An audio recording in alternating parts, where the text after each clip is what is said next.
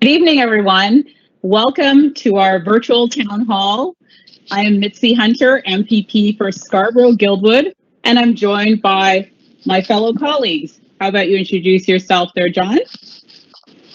Well, I don't know. I've been working on introducing myself for the last 5 weeks, and for some reason or another, the introduction seems to have worked. So I'm John McKay. I'm the newly elected member of the Parliament for Scarborough-Guildwood, and I want to thank the residents of the citizens of Scarborough-Guildwood for the endorsement of me for the 9th time over 24 years. So it's really quite touching, actually. So thank you.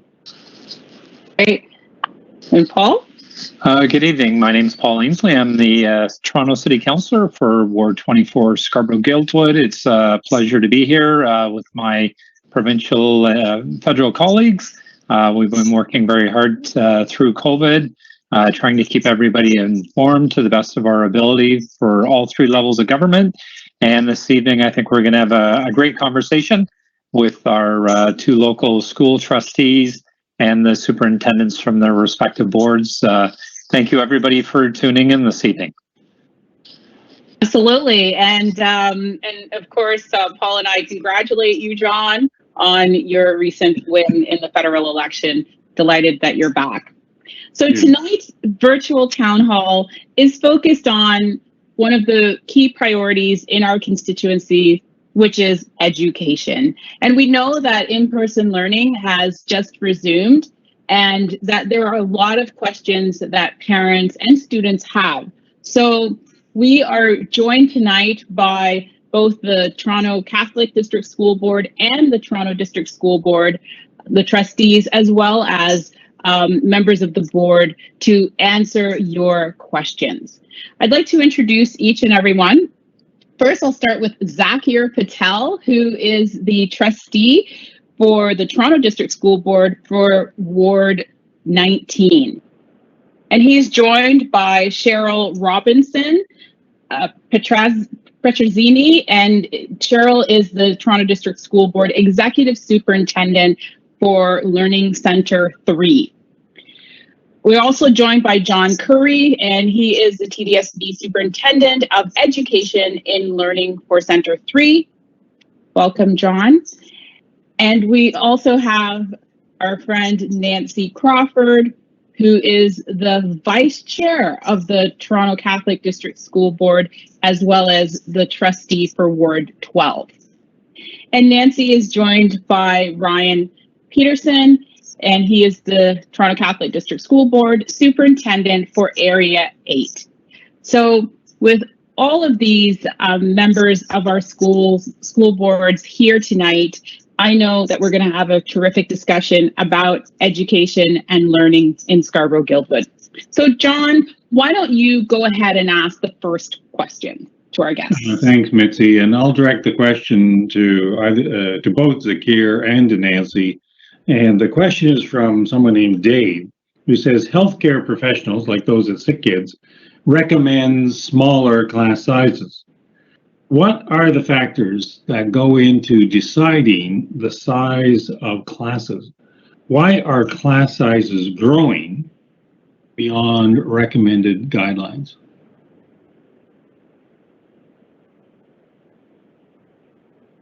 Okay, you both don't have to avoid the question. Come on. I can start. Here or Nancy? I'll start. Good evening, everyone, and thank you, Paul. Thank you, Mitzi, for arranging this town hall. And it's such an important topic of education, and it's always my pleasure to be here along with my colleagues on this type of talks. And it's a great question, and it's everyday talk between us and the senior staff regarding this. And we just started like 2 weeks ago. The school started, and beyond our anticipation, I mean, we have 88% in-person learning now and 12% virtual. And yes, there are some schools where some classes are larger sizes, and the board has acknowledged that. And I think there is one reorganizing happening pretty soon. And I think Cheryl has more information on that, right? Cheryl, John, you can jump in and then definitely address this issue and go ahead from there, Cheryl. Thanks very much, Trustee Patel. First of all, the first part of the question asked about class size parameters, and we know that those are set out to us by the ministry. So we do have class size caps in our primary grades. We have class size cap in kindergarten as well, and our primary grades. When it comes to the upper elementary grades, grades 4 to 8, we're looking at a system average for those classes. So that's the first thing to understand. Last year, because of course we were all taken completely off guard by the pandemic, in an attempt to support a very unknown situation, Toronto Public Health had provided some information that allowed us to have smaller class sizes. As we learn through the pandemic and we learn how to, put more safety measures in place, and we are all living through the pandemic, those guidelines have changed. So we have reverted back to the ministry guidelines around class sizes. And as Trustee Patel said, we do recognize that we have some classes that are, a little bit bigger. And to be very frank, we're used to that. That's not necessarily about the pandemic. That's something that we see every year, and that's why every year around the end of September, beginning of October, we have reorganization of classes. And just to let you know that where we have seen tremendous pressure, those places where we see classrooms that are just really too big right now, we've taken steps to actually address those with temporary measures before the reorganization happens. Thank you. I assume that's a complete answer. What about you, Nancy? Thank you very much, John. Good evening, everyone. We too are very similar situation to Toronto District. We're working with the same Ministry of Education guidelines and our own guidelines, regulations through our collective agreements with our teachers. So our cap for kindergarten is back to the 29 students, and in grades 1 to 3, 20 students. So the teachers, with the very much enhanced safety protocols, caretaking staff, cleaning, and teachers working with students with masks on and social distancing to the extent that that is possible, and regular, frequent hand washing and sanitizing. We are very optimistic about being able to keep our schools safe. Brian, would you like to add something to that? Sure. Thank you, Trustee Crawford. I think it just is, in addition to what everyone has said, including my colleagues from Toronto District, and it's nice to see who my partners are in Toronto District. Maybe we can connect and see, because we'll be probably having similar issues, and I'd love to meet you.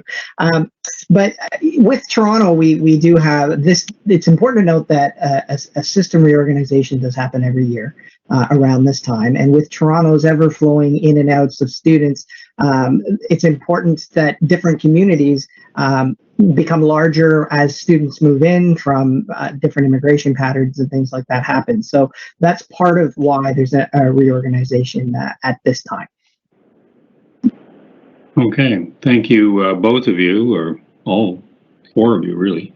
And I hope Dave is satisfied with that answer. So let me just go on to a second question where Janet asks, what steps are being taken to accommodate the safety needs of teachers? What's being done to ensure teachers do not face unsafe conditions that threaten their livelihoods? How about we go with Nancy first and then go back to Zakir? Thank you. Teachers are invaluable. We want all staff to be safe. And we have recently, the board has recently passed a vaccination disclosure policy. And that requires that people are either fully vaccinated or have a medical exemption or provide test results twice a week, showing that they are testing negative for COVID.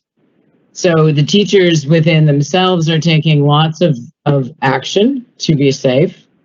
And the school board is, again, providing the much more thorough cleaning, and in some cases, in certain areas, there's plexiglass in use. Many teachers, particularly the younger grades, use clear face shields, and the safety precautions are all in conjunction with Toronto Public Health, whom we work with closely. Our director, Brendan Brown, says some weeks he's speaking on the phone with Dr. Dubé every day. Brian? Thank you, Trustee Crawford. I'd just also like to note that teachers do daily screening when they come into the building. We're following all public health protocols.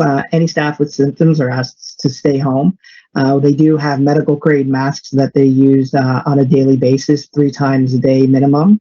Those are provided, I believe, by the ministry and through the board. We do have, and as part of health, like Trustee Crawford said, our teachers are invaluable. They are what work with your teachers on a daily basis. They are the lifeblood of the school, and quite frankly, they're keeping our kids and our communities together throughout this pandemic, especially with a return to school.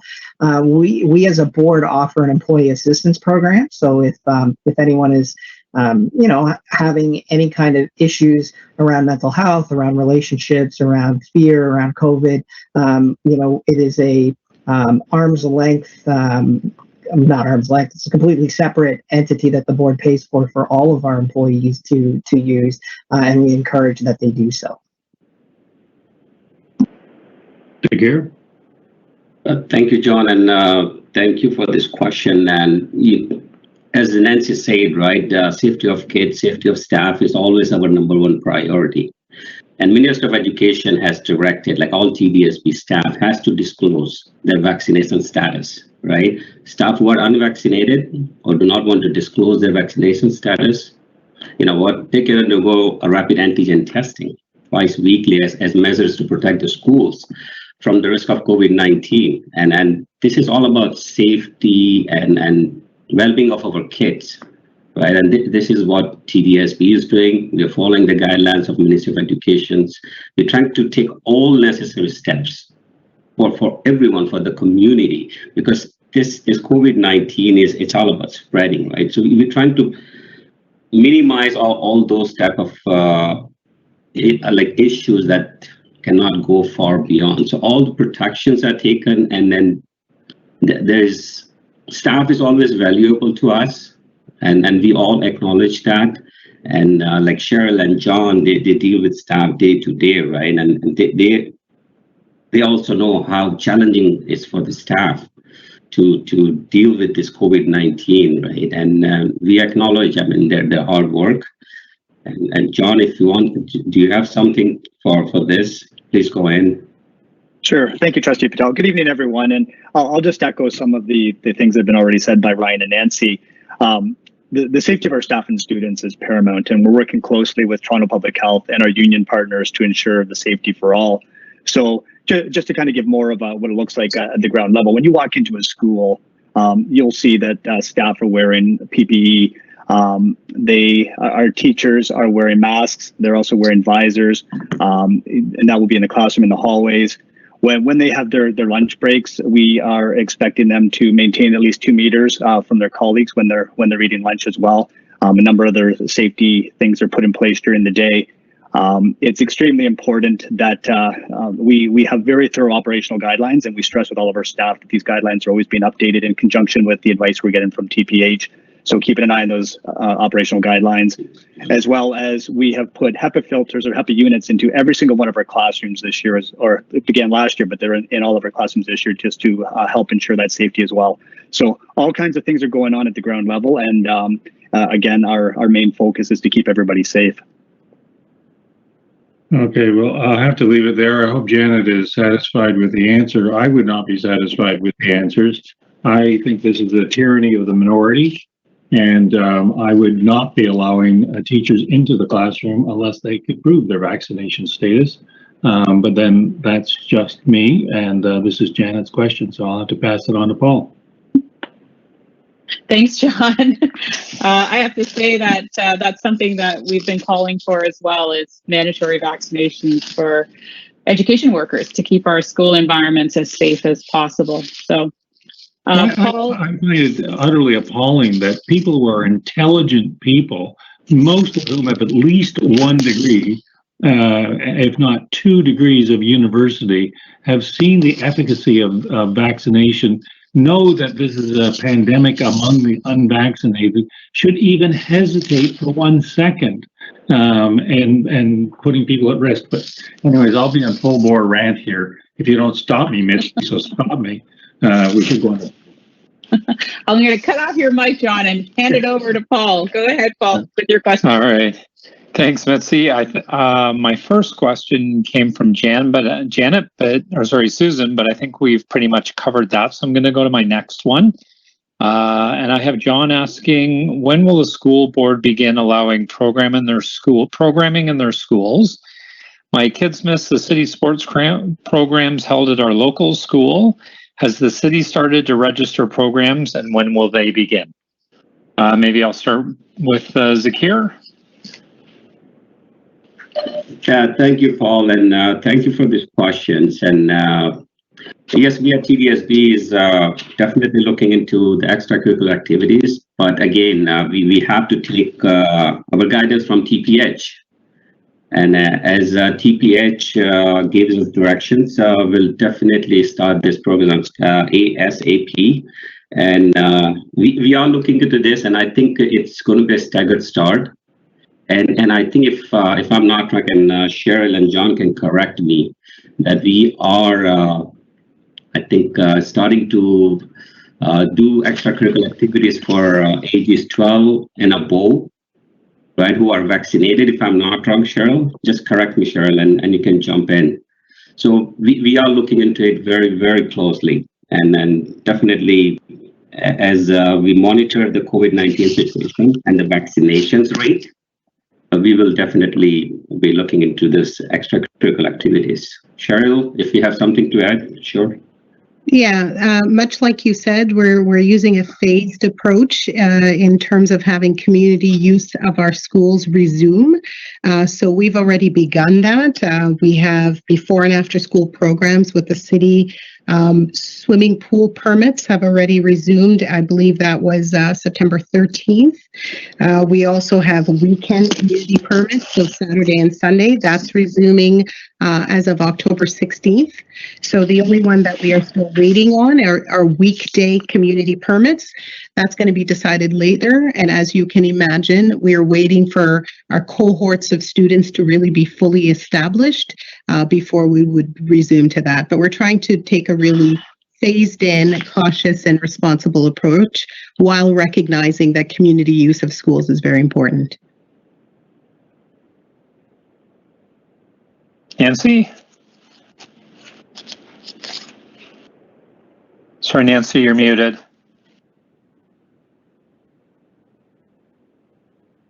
There we go. The importance of sports activities, clubs activity, and extracurriculars, as we might refer to them, is very clear, and we value them, and the students value them. And we're very relieved that Toronto Public Health has given us a phased-in approach, because in the beginning it wasn't looking too good, and they have modified and made recommendations for a phased-in. In terms of outdoor, some of the activities will still be held outdoors because it is safer. And that will refer to mixed cohorts, meaning that cohort is a word that I hope you're familiar with. It's the grouping of students into one group where they stay together and they don't have much contact, if any, with another group of students. So in this case, when it might be 2 groups of students or who are not together, then we're trying to avoid that mixing as much as possible just yet. So Ryan, go ahead.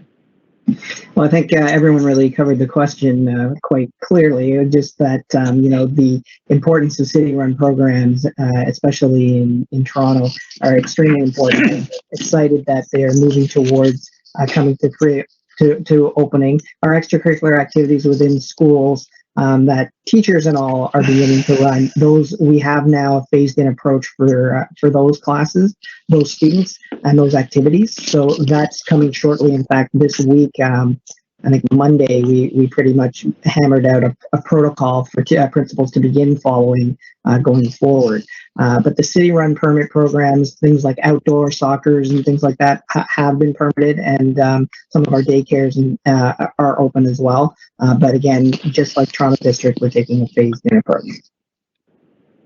Okay, great. Okay, thank you very much, everyone. Back to you, Mitzie. Thank you. Thanks, Paul. I actually want to continue to ask about, just the fact that if there's community spread of COVID, then there is risk of that, coming into the schools. And what do you see the role of rapid testing is in controlling outbreaks potentially in schools? And do you have access to them? What is being done in terms of rapid testing, basically? And I see our folks from the Toronto Catholic nodding, so I'm going to start with you first, Nancy. Thank you, Mitzie. And it's John's fault for nodding. Okay. Yes, we do have access.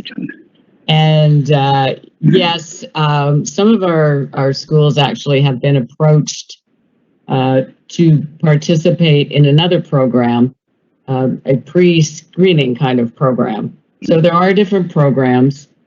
Toronto Public Health is being of huge help and has been all along, and all with the emphasis of keeping everyone as safe as possible and preventing the spread of COVID.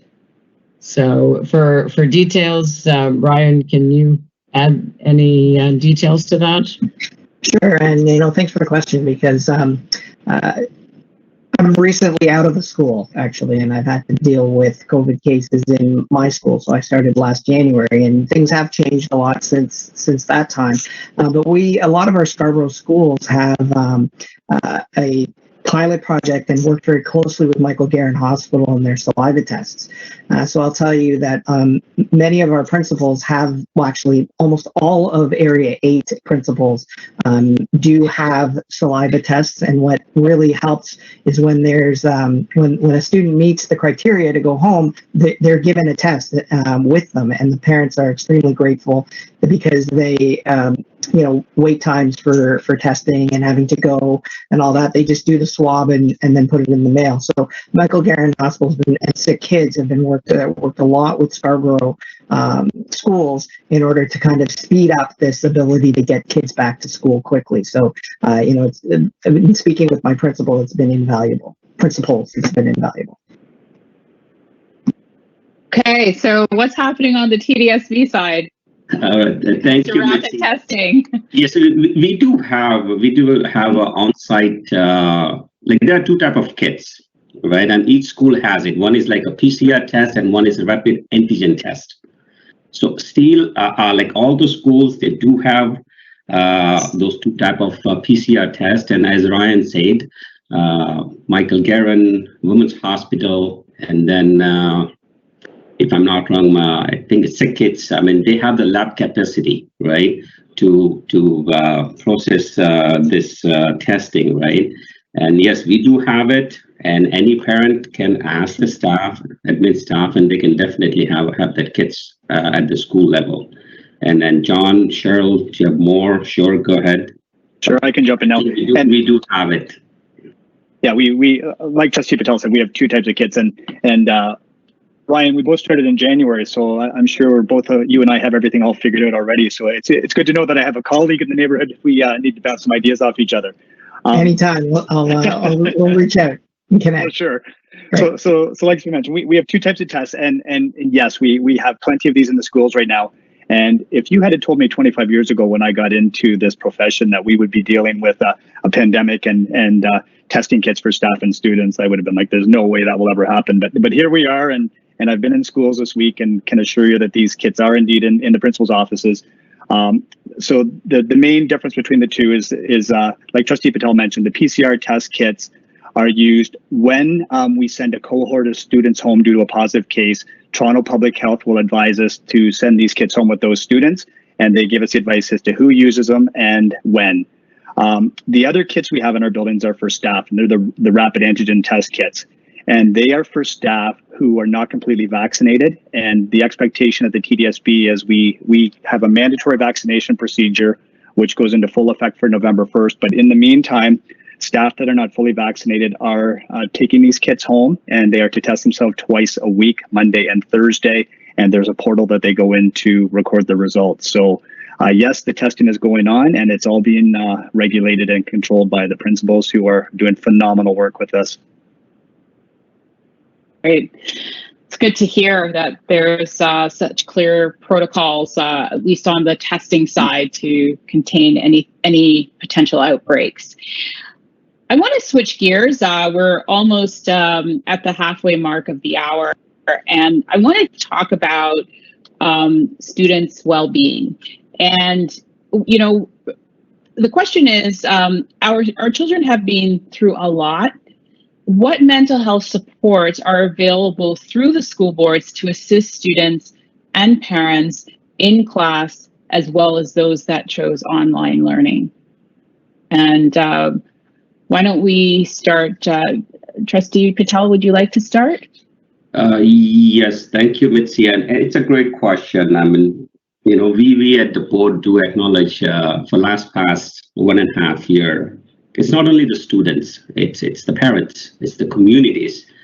Everybody's facing this challenge. And we are seeing it now as schools are opening, as people are coming out of their houses or they're meeting each other. And we see that pattern and that trend started to come out. And absolutely TDSB is committed to help the students, the parents, and even the communities. I mean, you know, where parent councils, I mean, we are definitely there to support the communities and what precautions or what type of facilities we are talking about. I think Cheryl has more information on that, and I'll ask Cheryl to jump into this conversation, because this will be a very important conversation until everything is normalized, right? So, Cheryl? Thank you very much, Trustee Patel. You know, I just want to say that as executive superintendent in this area, we started talking about this before school let out for the summer.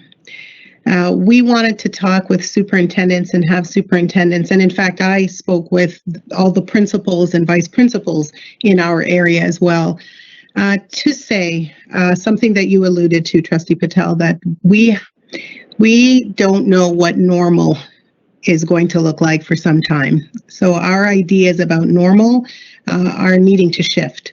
The other really, really important thing is we didn't want to make assumptions about every child. There are some students who did well learning virtually. 84% of our students actually said that they would prefer to be in person. So we know the vast majority absolutely prefer being in person and do so well. But we also know we have that small percentage that like to learn online. But we started working on this, I would say, back in the spring. We have a mental health lead in our school board, and that person assembled a team of people across different areas, different subjects, and they got together and they worked on a number of really, really concrete mental health activities that have been shared with all of our schools, elementary and secondary. And I think one of the most important things to note, well, I want to say two really important things. One, that we have to do this work in the context of culturally relevant and responsive pedagogy. Because throughout this pandemic, we've also seen that the pandemic has revealed the inequities in our society, and that we also have a lot of people who are looking for justice in other areas. So we can't ignore that, and we need to be able to do both of them in tandem. So being culturally responsive and relevant, and looking after the mental health needs of students. And I want to say that not only are teachers provided with resources so that they can support our students' mental health, but we have resources for teachers to be able to get continued support to do this work. So I could go on for a very long time, as I'm sure my colleague, because it's one of the things that we were most thoughtful about. So, and it's not just elementary and the young students, it's our secondary students as well. So I'll give someone else a chance to add on. Well, I see Nancy and Ryan nodding as well. So why don't you tell us what's happening with the TCDSB? Yes, thank you, Mitzie. This is so important, absolutely unequivocally essential to support people. It has been and still is extremely difficult to manage. There's so many people have been affected very, very strongly by the pandemic and everything that's resulted. We have at Toronto Catholic, we have a terrific mental health team of staff. Not only are they dedicated and very creative in terms of their programming, their resources, their delivery, they also reach out regularly throughout the year and have professional development sessions for the teachers in the classroom. As Ryan had mentioned earlier, our employee assistance and family program is definitely there for teachers to access. And I'd like to say that we, as a community, we do a lot of praying, and we do a lot of praying for each other, and that has been a huge part. Our faith is so essential to our mental health programs, and that too has been a rock that we have leaned on throughout these difficult times and still do. Go ahead, Ron. Thanks, Nancy. I think this is a critical piece for schools at the moment. And, mental health has been weaved through our multi-year strategic plans and our school learning improvement plans. And these are key areas that must be related as goals in schools. But, in specifics in classrooms, the first thing is this year as well as last year, all teachers participated in the ministry's PD training, and there was a full day allocated to mental health.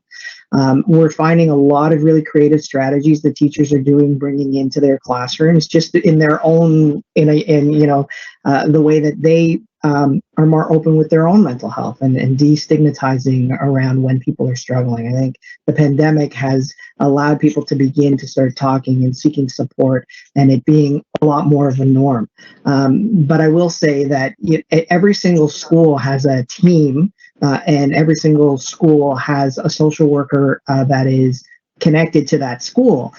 So any parent that feels that their child is struggling, I really do suggest not waiting on it and have with your school administrator. Sometimes the teacher can get lost in translation. So I would say, make a meeting with your school administrator and say, I don't know where to go and I have concerns and this is what I'm seeing. And trust our leaders in our schools to be able to navigate some of that with you and walk with you in those, because I'm a parent and your child's mental health is paramount. You want them to succeed at school, but you want them to want to be there, and they struggle. And it's what I've noticed with my youngest is they're very much able to articulate their feelings well. And I think that's something that my generation didn't have. So there are supports that are there. Sometimes we don't know that they exist. So connecting with your school principal. There's guidance counselors in secondary schools and elementary schools. There's just child and youth workers that can work with your child. I wouldn't say don't think your problem is too small, because there is no small problem. So just have a conversation with your local administrator, and there's supports that are there that we would love to provide for you. I think it's just so important that we hear about this supported learning environment that you're seeking to create for all students, teachers, education workers, as well as extended to parents in the community. So thank you so much for that. John, I'm going to kick it back over to you to see if you have other questions that you'd like to ask this great panel. Well, I've got a question here from Cheryl on the ventilation, whether it's upgraded and safe in schools. But before we go to that, I think I wanted to hear from both Zakir and Nancy about the article in the news yesterday about Toronto parents set up a rapid testing program as 11 COVID-19 outbreaks, and these parents were actually driving to Waterloo to buy a bunch of test kits in order to have the kids at their school. I think it's Beatty School or something like that, Earl Beatty School. Yeah, Earl Beatty Junior and Senior Public School in Toronto's East End tested. I'd be interested in, are you aware of this story that was in the news yesterday, because it did receive coverage in both the Star and the CBC, and B, what is your observation? So I'll start with either Nancy or Zakir. Yeah, and also, John, I think unfortunately the province through the provincial government through Premier Ford has not made rapid testing available to students. We know that there isn't a vaccine yet approved for those 12 and under, and there's considerable risk. So this is something that I know that myself and my colleagues have been asking for in terms of preparing for a safe back to school, is to have these tests paid for and available. You're not going to mandate the vaccine. Right. Then you have to get to the tests. And at this point, and both Nancy and Zakir can correct me if I'm wrong, but neither board is providing tests to the students or to the parents. So I'd just be interested in your comments on the story. Okay, Nancy? The test kits that we have for students and families are provided, to the best of my knowledge, by Toronto Public Health, and the kits for teachers are provided through the school by the ministry. So if we're dealing with a shortage here, then I remember back to the beginning of the pandemic where there were lots of supplies we just couldn't find and couldn't buy. I'm very alarmed to hear about that this may be a similar situation, because we don't want it to get out of hand. Nancy, this is not for suspected cases. It's surveillance testing that is being done on asymptomatic surveillance testing, which has not been provided by the province in terms of funding to the boards. Thanks, Mitzie. Zakir?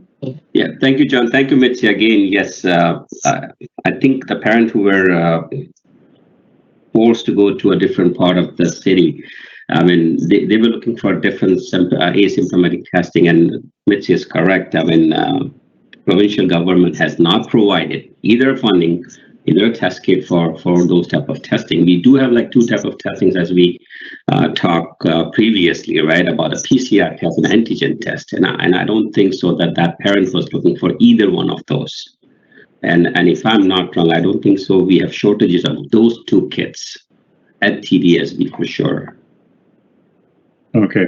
Well, I don't want to pursue this story any further, only because there are the people that are watching have their own set of questions. So let me veer back on to ventilation and get quick and snappy answers from both the Toronto Board and the Catholic Board as to whether the ventilation systems have been upgraded and are safe in schools. Certainly, I'll start.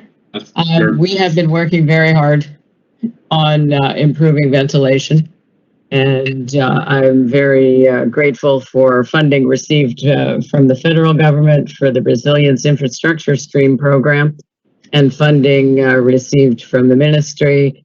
We have HEPA filters in every kindergarten class. We have in HEPA filters in schools where there is no standard modern, newer, I should say, not modern, newer ventilation systems.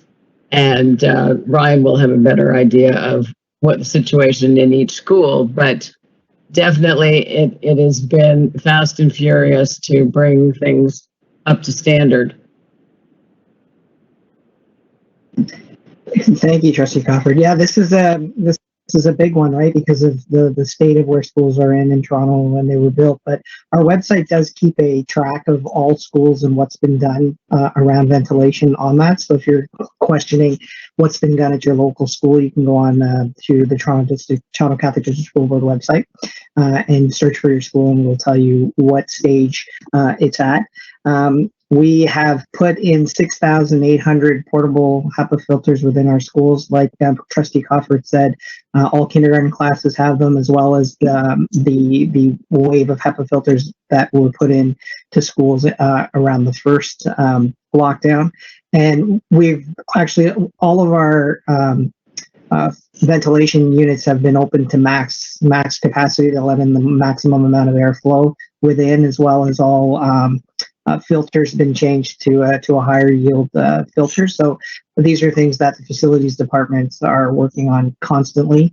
And those, I mean, what we're finding is a lot of melding between working with the academic side and the facilities side in terms of navigating a lot of these issues. So that's pretty much where we're at in Toronto Catholic.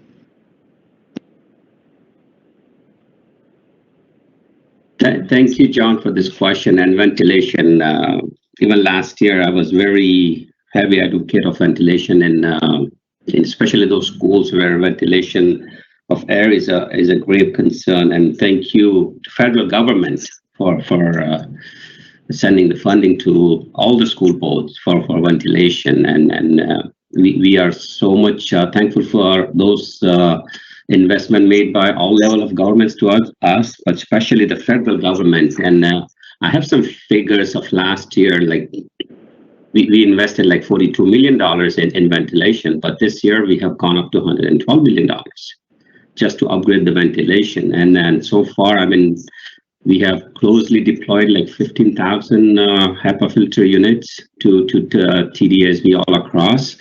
And you know, where there are some issues like the older schools, right? So we have encouraged the teachers or the principals to open the windows for the better air filter system.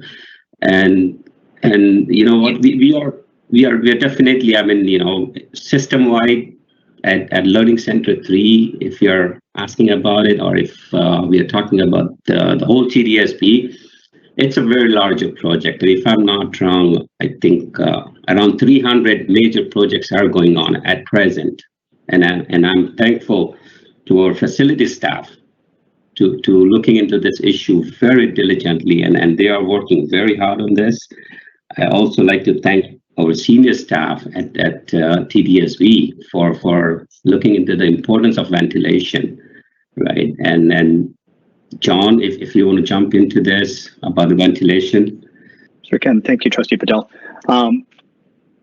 We know that many of our parents, our staff, and students share concerns around the ventilation in our schools, and TDSB has done a ton of work over the last year. Like has been mentioned already, we've installed more than 14,000 HEPA units into every occupied classroom. We ensure that the filters in the existing mechanical systems are replaced. We did that before the school year, as well as we've also increased the frequency of changing them throughout the course of the school year.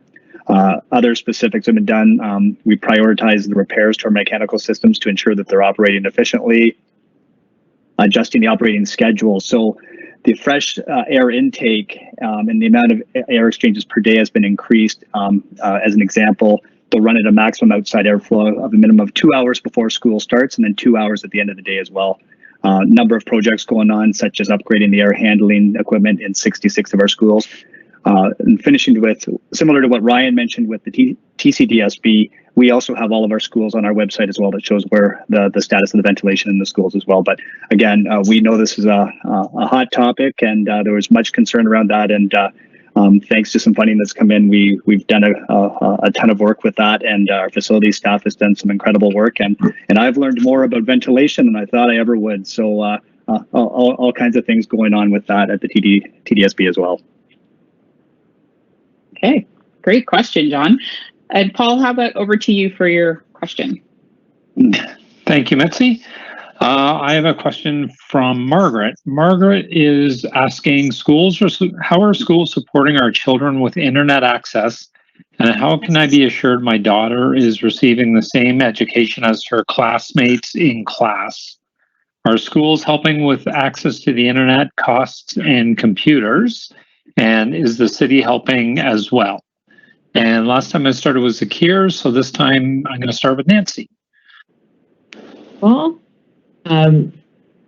this question to me sounds like comparing the virtual school learners. We have a virtual school called St. Anne Academy, Virtual Academy, and we have our in-person school. So the internet provision, of course, is at the family's home with the virtual school.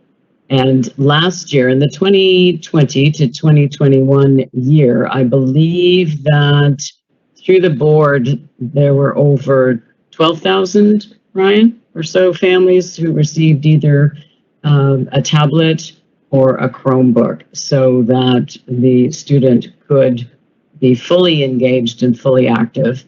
And some of our families who needed assistance with the internet costs, that was also covered for them. So yes, our virtual learners are being helped, and our in-person in class do have upgraded Wi-Fi and upgraded internet on the facilities. And we are, as everyone knows, we have become much more skilled in technology and in teaching well, good pedagogy using technology throughout this time. It's one of the helpful things, I think, that's come from the pandemic. Go ahead, Ryan. Well, Trustee Crawford, I think you covered everything, but I'll just say that we continue to process iPads and Chromebooks for students that are at St. Anne's virtual. Also kind of want to comment that the size of Toronto Catholic is much smaller than Toronto District, so when we're using numbers, there's a context piece there.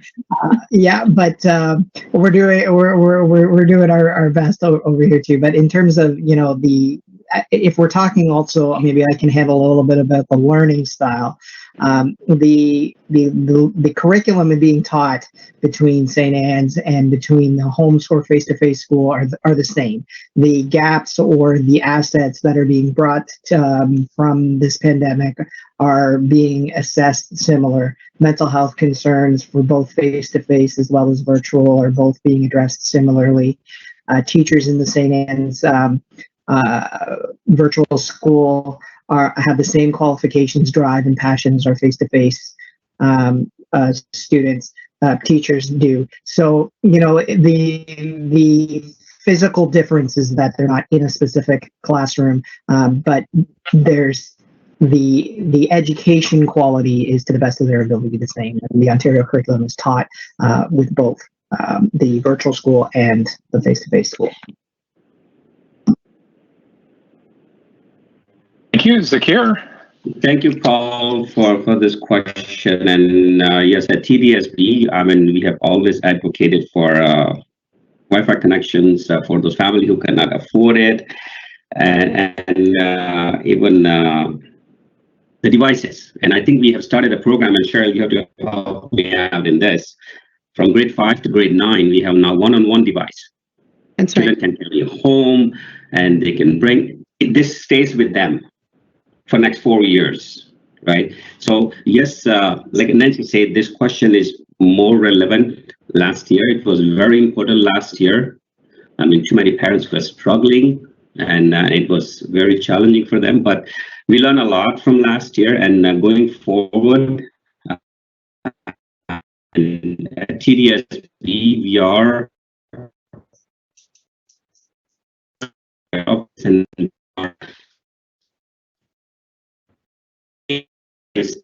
how those children who are looking at, and the program has started, and I think there is information on that one-on-one program for devices for students. Well, I just want to back up for 1 second, Trustee Patel. And the first thing I want to say is that when we asked parents to tell us what learning platform they wanted for the children for this year, whether they wanted in person or they wanted virtual, right then and there we were asking them about their technology needs. So this is something that we've been thinking about right from the beginning, and thinking about how we might support. So we did do a lot of support last year, and we're continuing this year. So much like Ryan said, we're providing devices where they're needed. We are also providing internet access for those who are not able to afford it, as Trustee Patel said. And I think the other really important piece is that we have teachers who are teaching. They're teaching virtual classes. The students are not in the schools, but teachers are. And that's a really important signal, because we wanted, they are part of the staff, so that staff is participating in the ongoing professional learning that's happening in order to better serve that school. And as Ryan, that group of students, pardon me, and as Ryan said, the curriculum that the students are learning, it goes by grade. It's the Ontario curriculum. So whether they're learning in person or virtually, they're getting that support. We are supporting teachers to be mindful of the mental health and well-being of students who are learning virtually. So there's lots of different ways in which we are supporting and ensuring that those students who are learning virtually are also getting quality programming and quality education. And then finally, Trustee Patel, as you alluded to, we are having a one-to-one device that's starting this year. And this is, I think, a beautiful time, because we've come a long way in our use of teaching and learning through technology. So now this will be a tool for these students. We started with grade 5 and grade 9, and these students are going to keep the devices with them. They'll be repaired and renewed as needed, but the idea is that they have their own device, much like we had pens and pencils, for the remainder of their education. Thank you. And we're going to continue to expand it, obviously. Thank you. Thank you, Paul, for that question. I wanted to just stick with TDSB for a question that came in through our live chat, because it really builds on what you were talking about in terms of the online. It's a question from Elizabeth, and she's saying, why is the TDSB using the hybrid model for teaching in high schools? Is it not pedagogically sound when the teacher needs to give in students attention, they are not available to the online students. And she feels that other boards have separate schools for the online classes. So can you maybe just address Elizabeth's question around hybrid? Sure. I think absolutely. Cheryl, yeah. Yeah, and John can add as well. But I think obviously that would, we said that students, we think students do better in person. Having said that, we knew that there was going to be a percentage, and we saw that there was about 10% of students that had indicated that they would continue to learn virtually this year. So we wanted to be able to provide for those students. Having this model allows us to offer more of our programs. So it is, I do understand, I would never want to underestimate that teachers are learning to do this. This is not a way that they've had to work previously or deliver curriculum. So we are offering professional learning to teachers on how to optimize this mode of learning. But one of the major benefits is that we have been able to offer more courses and more programs to our secondary school students. Okay, we're running out of time, and I'm wondering if we could do sort of like a rapid fire responses. And we'll start with John with your final question, and then move to Paul, and then I have my final as well. Go ahead, John. Okay. A quick question from Chris. Are vaccines going to be mandatory for students, and what happens if a parent decides not to vaccinate? And from Leanne, how are educators with medical conditions being accommodated? So either or both, and probably one answer from each side. Let's start with this, John. Again, it's a very important question, but we have to understand we take all of our guidelines from Ministry of Education and Toronto Public Health, and we'll keep monitoring those guidelines. And as time passes by, we'll definitely look very diligently into this testing vaccinations. So we are waiting on all the guidelines from Ministry of Education and TPH. So we'll wait for the guidelines. On that topic, we have written to the minister and asked that COVID-19 be put on the list of required vaccinations for students. And many boards have also asked the same question of the minister. We think it would be very, very helpful going forward. At this point, it is not required. It is encouraged for those students 12 and over, because it is deemed by Public Health and the Minister of, the Medical Officer of Health of Ontario to be safe for them to take. Normally I object to the question being kicked upstairs, but in this particular instance, I think that's actually a fairly legitimate response. The TDSB and the Catholic Board have to be guided by the best available medical evidence as presented by the Government of Ontario. So, Mitzie, back to you. Great, John. And Paul, your final question? I'm out of questions, Mitzie. I'm gonna kick it up to the province. Well, I want to ask about learning gaps and how are you, we talk a lot about the pandemic and safe school environment, but, schools are, places where students come to learn and to experience that growth. What's happening to support students in closing the learning gaps? And their parents as well. John, Cheryl? I can jump in for that one. The one thing we've learned as a system through COVID-19 is that no two students have had the same experience with COVID. When looking at achievement and learning, some of our students have done extremely well and others have really struggled. So we're looking at the students' learning needs now, and after 18 months, and we're still there. But rather than deciding that it's been a learning loss for all of the gaps, we're being very intentional with our assessments to understand students' strengths and their learning needs, and then putting the supports in place that they need to be successful. And again, we're doing that with all of our in-person and our virtual learners. Yes, I would echo that for us as well. I think assessment of the student has always been very important for a teacher to be doing continually. And now it is even more important. They enjoy doing this. They want to be doing this. And because of the different learning situations that all of our students have been in, it's so wild but it's an ongoing work. Ryan, do you want to add? It's been covered greatly by my colleague at the Toronto District and you, Nancy, but I'll just say we take a we're teaching that where they're at approach.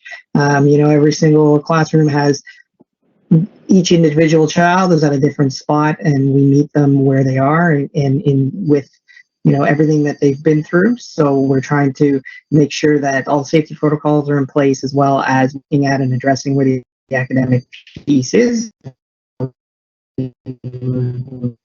forward from where they are. Pretty much advance that the Toronto Catholic is taking that, as well as more think of it as what assets do they bring, and how can we move each child forward from where they are. It's 1 year's learning for 1 year in school, so hopefully we can move them as best we can throughout this year, but we do recognize that there are pieces that are missing, so if we can identify those and begin to address each one of those individually, that's where Toronto Catholic stance is in our schools, which I'm sure Toronto District is. Well, that's excellent. And, we've come to the end of our hour with our incredible guests. And I'm just wondering if Trustee Patel and Trustee Crawford, do you have, closing remarks that you want to say before we wrap up for the evening? Go ahead, Trustee Patel. Thank you, Mitzie. Thank you, Paul. Thank you, John. And I also want to thank Ryan, Nancy, John Curry, Cheryl Robinson for joining us tonight for this valuable information to our parent community. And parent community, I'm your school board trustee. My job is to advocate for you. We are here to help. Reach out to us in any form and shape you want. Phone numbers. At my email address, which is zakir.patel@tdsb.on.ca. Go to TDSB website for daily updates. We have to keep ourselves updated because we get daily briefings, daily guidance from our partners, which is Minister of Education, Toronto Public Health. And it's a very important resources we have at our websites. And I encourage parents to please keep monitoring your emails. Keep looking for any information you have from your public officials.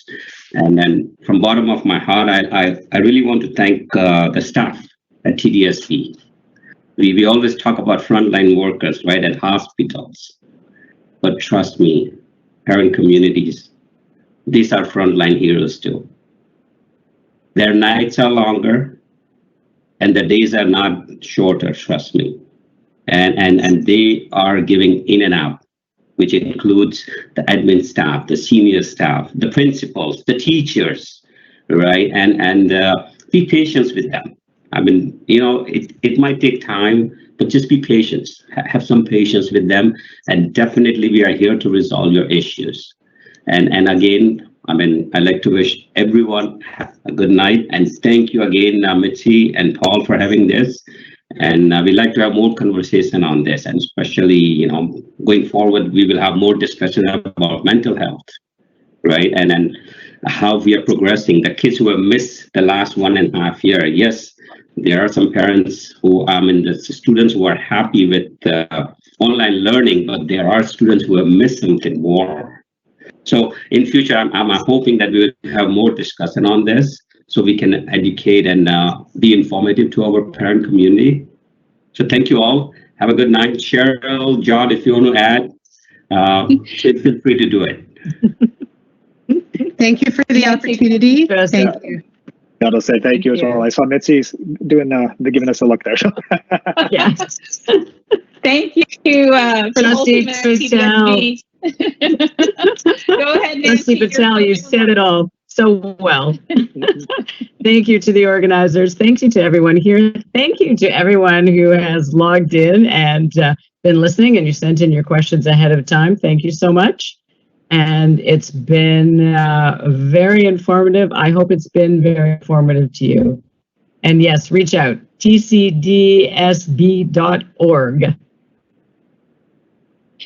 Thank you. Thank you to our guests. The work that you do, I do think, thanking all of the staff and all of the team that make up our education system is super important, because they are so we make sure our students learn. So I agree with that, and as a leadership team. And I want to toss it to my colleagues. We'll start this time with Councillor Ainslie to give closing remarks. Okay, thank you, Mitzie. I just want to thank everybody, Trustee Patel, Trustee Crawford, John, Mitzie. We've all worked very well together. And I think that's what's really making Scarborough-Guildwood such an amazing community to live in, that we all have a common interest in making sure everybody succeeds. And I think this town hall is another great example of that. And Cheryl and Ryan and John, thank you for joining. And to the residents of Scarborough-Guildwood, thank you for doing this. And a shout out to Dr. Eileen Davila and all of our hardworking staff at Toronto Public Health who've been going, I learned yesterday, many of them, for close to 600 days on an ongoing basis as we try to deal with this pandemic crisis. So I want to thank everybody and hope everybody and their families stay safe and well. And we'll talk again soon. Thank you very much. Thank you all. We'll hear from John. All right. Since everybody's thanked everybody else, I'm going to skip on the thanks. And just comment in an election, and it's been defined by this pandemic. I have no patience. I have out of patience with respect to people who are either we are stretching this pandemic out far beyond where it could be. The school are working along with healthcare workers, and so I urge healthcare workers and teachers and staff to quit diddling around about this vaccine. Just go and do it, and the sooner we do it, the sooner we get out of this pandemic among the unvaccinated.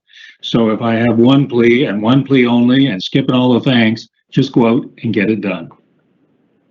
Thank you, John, for that. And I want to also thank everyone for joining. We do these monthly virtual town halls because we want to make sure that our residents in Scarborough-Guildwood have the information that they need so that we can all get through this pandemic safely. I want to thank our guests tonight. I thought you guys were fantastic in terms of your knowledge of the education system and what students and parents need for their learning. So thank you, trustees Patel and Crawford. Thank you, John Curry, Ryan Peterson, and Cheryl Robertson. You have just really shown us the passion that you have for education, and we're very grateful. The federal government has set aside Thursday, September the 30th as the National Day for Truth and Reconciliation. And I would just urge everyone to take a moment to reflect on that and how we can move towards reconciliation in our communities in Scarborough. And I'm sure all of our schools will be observing that day as well. So with that, we'll close out tonight's session. Until next time. Thanks very, very much, everyone. Stay safe. Have a good night. Thanks, Mitzie. Thank you. Good night, everyone. Thank you. Have a good night, everyone. And thank you, by the way.